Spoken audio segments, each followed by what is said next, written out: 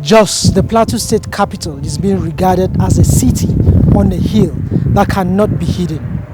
How well is this city reorganized to attract people and grow the economy?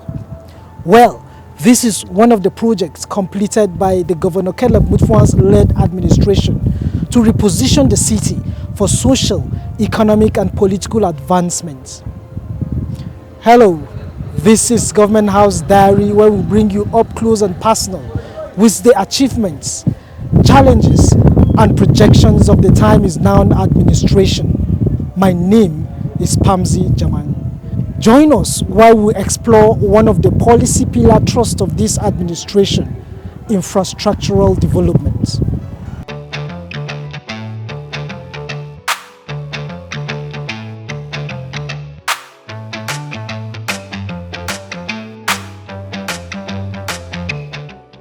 Viewer, glad you could join us on the interview segment of Government House Diary. Today, our guest for today is someone whose name is synonymous to urban renewal. He is instrumental to the many developments catered around Jos, the Plateau State capital. He is Joshua Ubandoma Laven. He is the Commissioner, Housing and Urban Development. Thank you for being on Government House Diary today.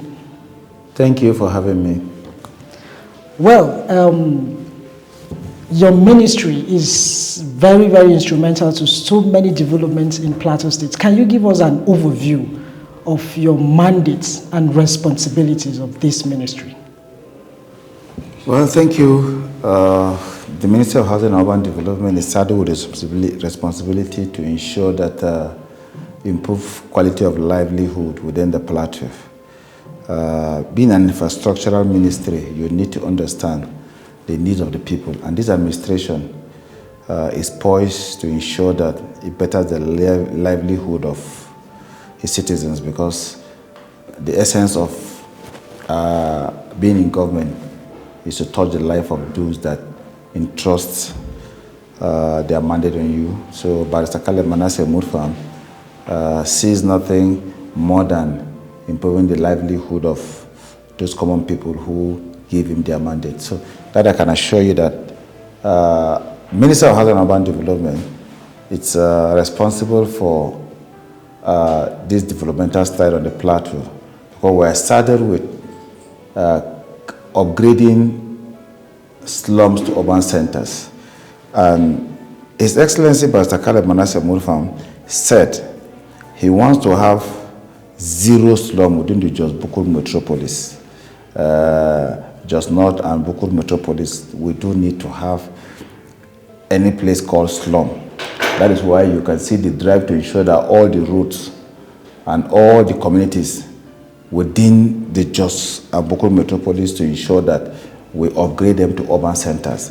That's why you can see his assumption of office, the first thing he did was to ensure that the abandoned project that have been left for 8 good years or 9 good years or more, he came immediately and ensured that we should speedily complete all those. So that's why you can see Gering, which is Kolabatua. Okay, before we come to that, let's understand your ministry is saddled with the responsibilities of addressing human needs.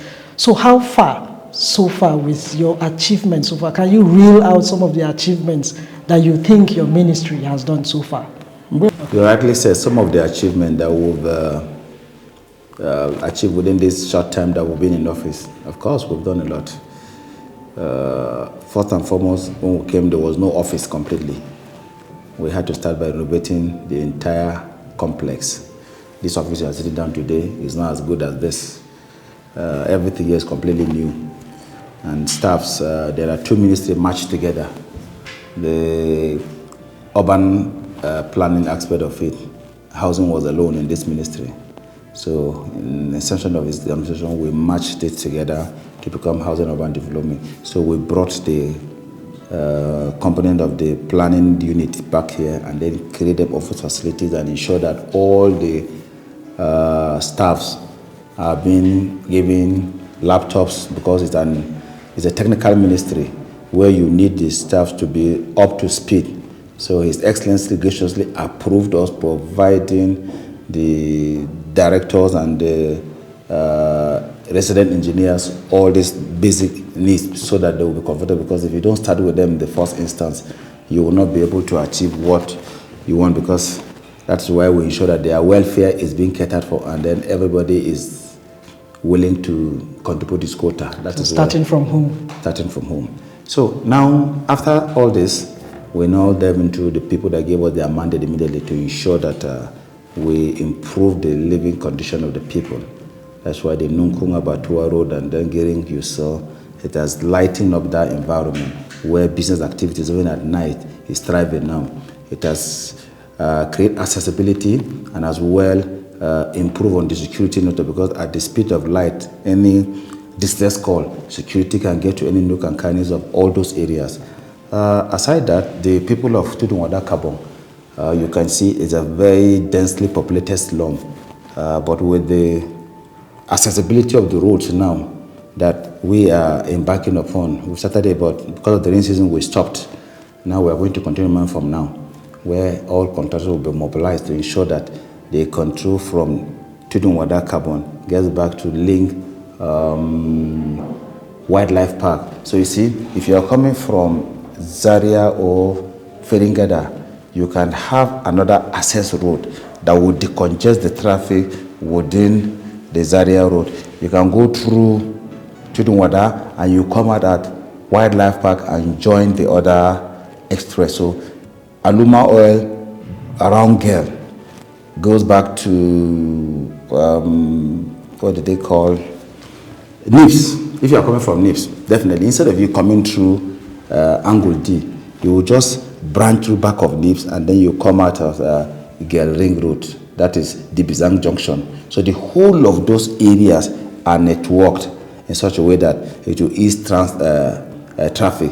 Then behind just South Secretariat, there are a lot of communities there are no linkages. So what we're trying to do now is a 24.1 span kilometer networking all back to link to state locus. So if you see, you're coming from back of state secretariat, you will be able to get back to state secretariat, so you can avoid all this traffic and alternative routes. I think that's what that. And aside that, we're embarking on the 5-kilometer road or 6-kilometer in each local government any moment from now, because the responsibility of the ministry is to ensure that all new access road that will link communities to communities, that is in routes, that's the responsibility of planning. And in planning, you are opening a new master plans, maybe new settlement. The network of streets in between is the responsibility of this ministry. That is why the 5 kilometers in each local government, because it's linking one street to the other, one street to the other. So it is responsible. But anything that is coming maybe from the main town that links one local government to the local government is the work of responsibility of works, Ministry of Works, where they are to handle the strong B roads. We are the street. That is why we are responsible for development that touches the people directly. They are our nexus. When we finish designing the in road, we now bring it out and they link it so that to give us accessibility from one community to the other. So in planning and developing every community is the responsibility of Ministry of Housing and Urban Development. And aside that, we have a lot of building estates that are about to come up. Most likely, let's say by January or February, the Family Home Support Initiative of His Excellency President Bola Tinubu Ahmed, His Excellency President Mutfwang'S has provided 60 hectares of land within, in fact, is the best in the whole country. The Minister of Housing and Urban Development were together on Thursday. He said, your governor has really shown commitment and he is a dynamic person that really wants his state by giving 60 hectares of land within Forum Junction there. Barkinladi Forum and then Bisichi, where we want to have a focus of the new settlement. We want to call it new settlement because we want to decongest the traffic within Jos and expand new settlement. And then we'll have about 10 hectares of land around Babale also, and then another 10 hectares of land around Mr. Ali. Those are trying to decongest the city. A lot of people are going to Terminus always. A lot of people are going to Feringada always. But this new settlement now will have that replica of those markets there. Except you want to buy specialized market where the city malls will be built within the just Terminus market there. That's our ivory tower and dress will be built around that area. Where if you want to come and buy designers, you know you are the one that wants to buy designers. You go there, you pay heavily. And then that's where the tax and everything will come, because a lot is on the orphan. That's to tell you that we're not sleeping. A lot of, you can see the designs, all the designs and this stuff. In fact, we are still working on them. Graciously, the ones we are embarking upon is this mass housing. There's more than 1,000 mass housing that is for family, for Ministry of Housing and Urban Development, Renew Hope Agenda. Then we have another family home support, which we've accessed the grant of 5 billion naira now to start another mass housing. That will be about 750 mass housing. Those are the ones we are scattering across those 10 hectares within Jos. Then we have another one, Federal Housing Authority, where we are almost going to be at the center of Jos, Refill, where we are going to have. That is what they call the holistic estate, where we have high income, middle income, and low income. And that estate is going to be devoid of gates. It's going to be an open estate where you have access just from the gate, but your house is safe, the most secure. Just like those fine estates in Abuja, right in the middle of the heart of Jos. Okay, glad to hear that you are embarking on road construction, housing, and I hope this initiative is going to extend to the local communities, to the local governments. Certainly. That is why the 5-kilometer road. Aside the roads, is the housing going to be extended to the local government? Yeah, definitely. We had a discussion with the local government chairman now. His Excellency Bazakala Manasseh Mutfwang asked us to extend those housing estates to every local government. So out of that 750 that is coming from family home support, we may decide to open a new layout, which Minister of Housing and Urban Development have gone all around local government now and designed layouts for every local government. Like in Mango now, the urban livability, that the prototype that we're going to do in Mango, the entire Mango town now have been designed. 5 kilometers round Mango town has been designed for new layout. So the old structures are still within the Mango town. So because in trying to compensate or decongest, it's going to cost us a lot. So now we've gone round Mango and do new layout of 5 kilometers around the circumference of Mango. Same we've done for Lyon. Same we've done for Lantam North. So same we're going to replicate to the remaining 14 local government. That is, we want to create new urban centers so that the ungoverned land, the bare land that are left, will be occupied. Then the issue of crisis of land that are not cultivated or not put into use will not be there. The idea of having an urban center in all the local government is fantastic. But how soon? How soon will this be actualized? Yeah, we don't say things before we do. We are government that do and talk. As I'm saying now, I said we have done the design. You can see everything. And then the issue of how soon is practically, if not because of the rainy season, you would have seen that of Mango, which is the first of the 3, because we are going to do prototype in 3 local government, each in all of the zones. In Northern Zone, Riom is going to be the prototype first of this modern center of housing that we are building, new urban settlement, Riom. And then in central zone, mango, in southern zone, Lantang North. So we've done the design of this. Mango should commence any moment from now.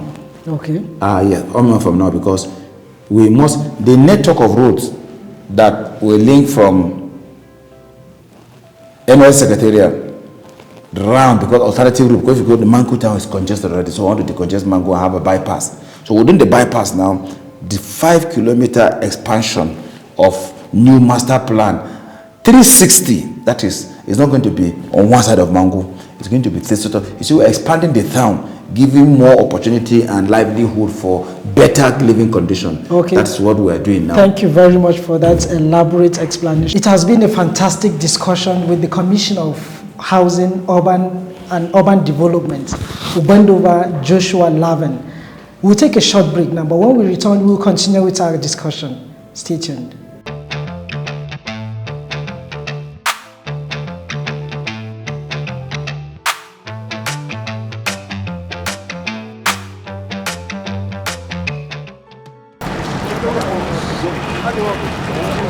As part of Governor Caleb Mutfwang'S efforts to restore the dignity of the state, critical assets which are beneficial to the people have been inspected with the aim of improving and reviving them.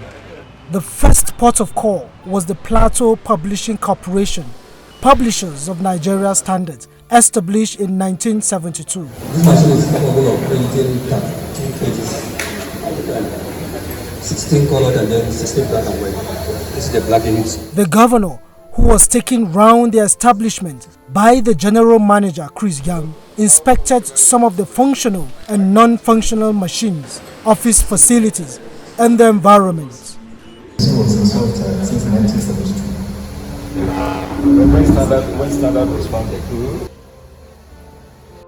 Joseph Gumwork House was next, a 9-story building strategically located close to the heart of the Jos City Center. The house, named after the former governor of the state, stands as a historical monument of interest to tourists. Tati Hotel was not left out, as it is an asset belonging to the state, with an earlier attempt to renovate it stalled due to paucity of funds. The Commissioner of Housing and Urban Development, Joshua Ubandoma, who took the governor round, gives an update on the renovation work and the way forward. It was a hotel, but now the proximity all offices, now about 66 offices here, and the mass land behind. Governor Caleb Mutfwang'S overall assessment was that of disappointment, but he was, however, hopeful that his administration will restore the dignity of all government assets. We would need to do something to be able to rescue those buildings and make sure that their dignity is restored, and we also put those buildings to very good and effective use.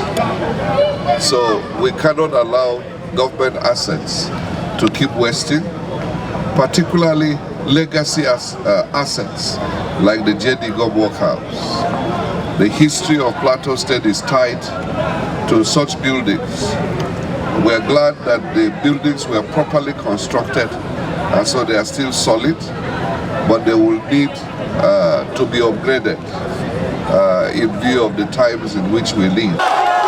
Some residents, elated by the visit, were at hand chanting songs of solidarity, while the governor promised palliatives to cushion the effects of the hardship being experienced. This is Pamzi Jaman.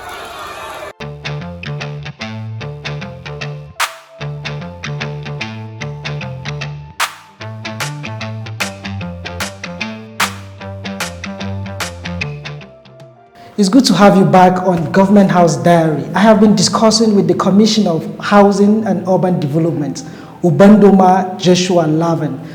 Thank you for sharing your thoughts with Government House Diary. Okay, funding is key to any these large projects. How is funding being made to achieve these feats that you've just pictured? Yeah, definitely. I think funding has been the major constraint of every development city, because you definitely need to have a source of funding. But that is why His Excellency Bazakale Manasseh Mutfwang, I think most of his trips has really brought a lot to us on the plateau. His goodwill has helped us. Like I said, the 5 billion naira we are going to access from family fund support in building of this 750,000 estate, I think it's part of one of his benevolence of goodwill that he has been embarking on. And also there are a lot of investors who truly he has secured by providing the counterpart in terms of land. What he's doing in terms of land, he has tried by all means to provide the land so that, because you must play your part. In terms of agricultural transformation and everything, you could see we have a lot that is coming on within Haipang, which has to be involved. We are all involved in the infrastructural development. So now there are donor and there are grants that we are going to, World Bank in particular. I think we had a good understanding with them in terms of urban livability. That is why most things that's coming to our ministry, aside the normal allocation that is not enough, it is the trip that he has been embarked upon that is going to be our bail, because we've gotten a lot of offers. Like I said, in Mango, Iriom, and Lanta, they are the prototypes.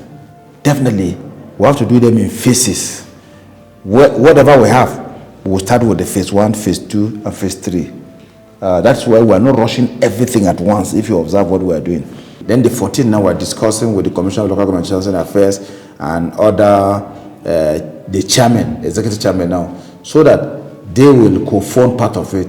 So yes, for the funding issue, we have little issue, but by His grace, the effort of His Excellency in rallying around all various investors and all government and international agencies who are willing to come into Plateau, certainly we've gotten some positive response. That's why we are so confident of doing some of those things we're talking about. Okay, bringing those initiatives to fruition is a very, we have a remarkable achievement. Let's look at, there's the much talk about rehabilitation of most hotels in Jos. So can you bring us up to speed with that?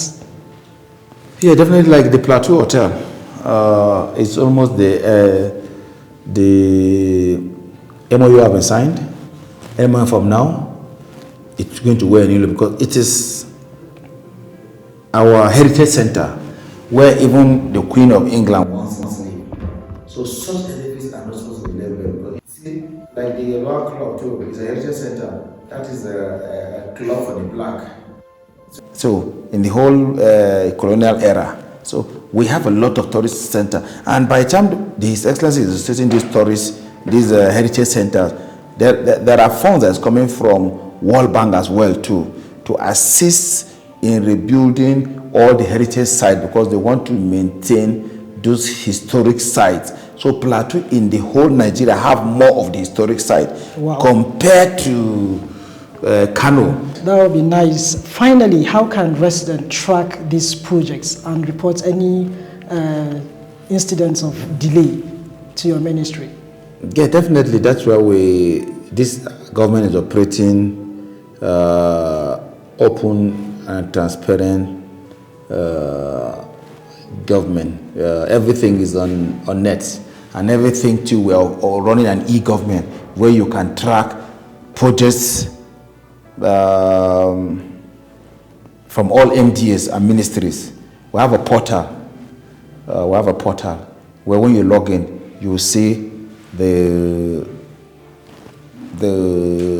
project lifespan, and new projects are imputed as long as we sign MOU and there's commencement made or imputed with the duration. So I think transparency is one of our key stand in this government, and we want people to hold us accountable.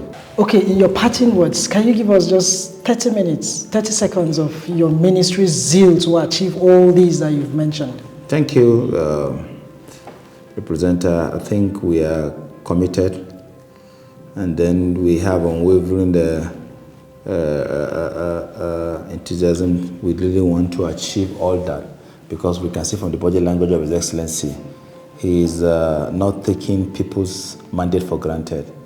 And he said, what do we owe these people who truly gave us this mandate is to make them appreciate and be thankful. And you can see what has happened within the short time. There's a lot of accolades and appreciation. So we are poised to do more now with this kind of appreciation that we're getting from people. It means it behooves on us to do more. That is why now we are committed. You can see the plans with the little fund that is coming in. I can see how he is struggling to ensure that he touched every sector, unlike concentrating on just one. That is why you can see a lot of transformation going on. No matter how little, the budget of this ministry maybe is like, let me just give maybe 100% of it. We've done like 30 to 40%. Unlike previous administration, not even 5%. Okay. It's been so. So your ministry has been giving about 14% of the whole budget? No, I'm saying about 40 to 50%. Okay. Yes, that's to tell you that. That's how you measure performance. So when you measure performance in terms of project and then budget release, that's when you judge a leader. So His Excellency Bazakala Manasseh Mutfwang, the literal time he's in office, from budget performance, you will see that he has ensured that every ministry have gotten, especially the infrastructure ministry like ours and works, we've done much. That's why we see the new 30 hotel now have been converted. They are building office space there now. He has given everything. New 30 hotel. To tell you, anyone from now is going to wear a new look, way to house office space, because we are in short of office space within the Plateau State. Graciously, he has done that immediately. That's one of the laudable achievements. And even standard building just is going to wear a new look. It's going to hub an international IT center where Nigeria or Plateau will have access to internet and the remodeling of. So a lot is coming in. So I can assure you that within the shortest time, if we are given more opportunity and more funding, I can assure you that before March and April, when the rains will set up, a lot of those slums, a lot of those building houses, these estates would have been fully, all 90% completed. So thank you very much for sharing your thoughts with Government House Diary. It has been a wonderful conversation. You're welcome. Thank you. Appreciate it. All right, viewer, that's the much we can take on the interview segments. Please stay with us while we continue the rest.